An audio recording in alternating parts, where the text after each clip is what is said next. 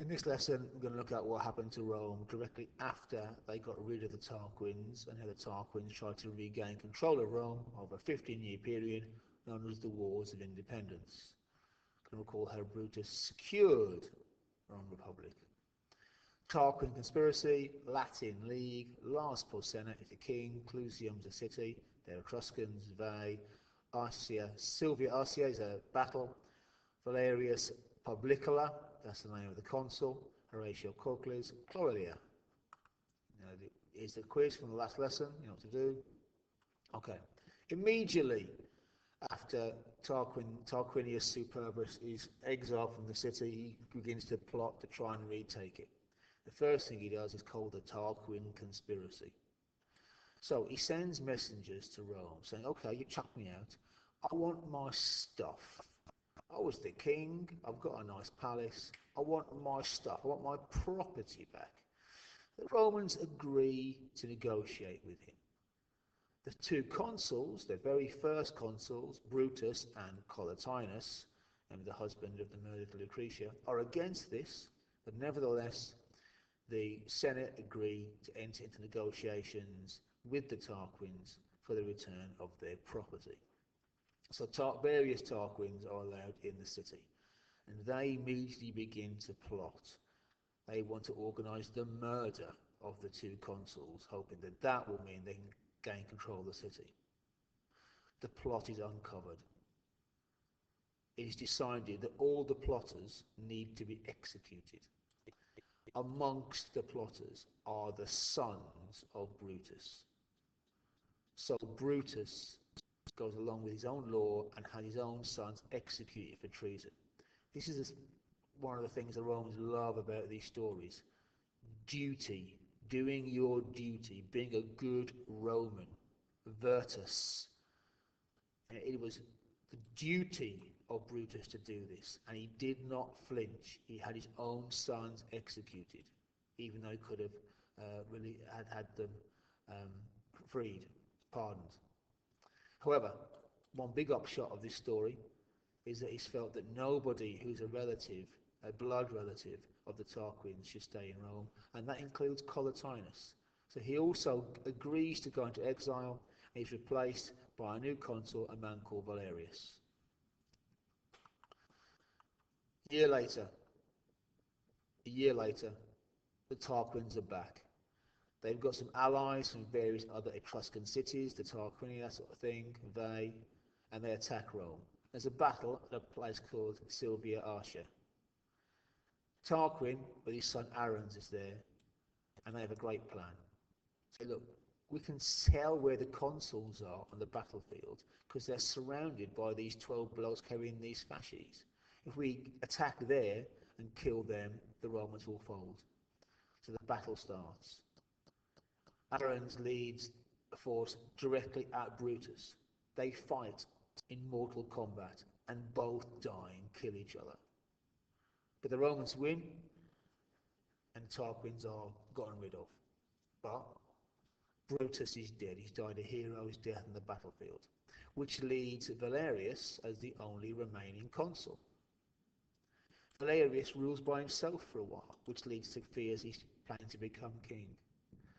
But he doesn't even try. Instead, he passes various laws helping the plebs, the plebeians, laws about how they can't be persecuted by a magistrate, they've got a right of appeal. And for this, he's granted the name Friend of the People, Publicola.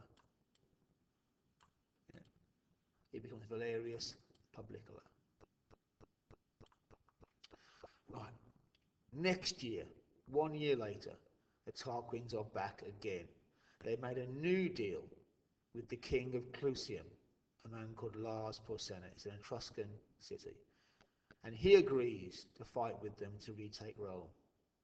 There's a huge battle outside Rome. Goes badly for the Romans. The Romans fall back into the city. But this part of Rome here is captured. There's one bridge over the Tiber into Rome. It's got to be destroyed. But the battle's there. 3 Romans, led by Horatius Cocles, decide, we will hold the bridge. We will hold the bridge whilst you destroy the bridge behind us. So a big battle, famous battle, Horatio on the bridge. He holds off the Etruscans, men from Clusium, while the bridge is destroyed behind him. And then sometimes, in some stories he's killed, in some stories he's stabbed, in some stories he gets while he's swimming away, he gets a spear in his bum. But either way, that's that. But the city's still under massive threat. They're still besieged by the army of Clusium. They're still in great danger. At this point, another great Roman hero turns up, a young man called Mucius. And he says, I will assassinate Lars Porsena. I will sneak into his camp and kill him. So he sets off on his mission.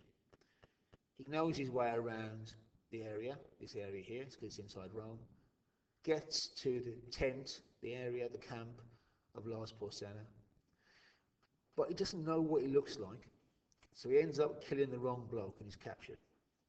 He's brought before the king, and bold as brass, he is not at all fazed by this. He says, look, I'm only the first. There's 300 other young Romans who've all pledged to give their lives if they need to murder you. We are not going to back down. And to show how brave he is, he shoves his right hand in the fire, doesn't flinch, doesn't break eye contact with Lars Porsena, and burns his hand to show how serious they are. Based on this, Lars Porsena agrees to make peace with the Romans. He doesn't want this sort of trouble, according to Livy. But he does want hostages. Lots of female hostages. Another story here, these hostages, a woman called Cloelia leads them to escape across the Tiber. Yeah. So she becomes another famous Roman hero. She's very rare in Rome. She's given her own statue of her riding a horse. That's the only time apparently the Romans ever did this. Right. So these wars rumble on. The Tarquins, for the next 14, 13, 14, 15 years, don't give up. They come close several times. So it gets so bad for Romans on two separate occasions they have to suspend the constitution, get rid of the consuls, and have dictators to say them. Larsius, and finally, towards the end of the period, Postumius.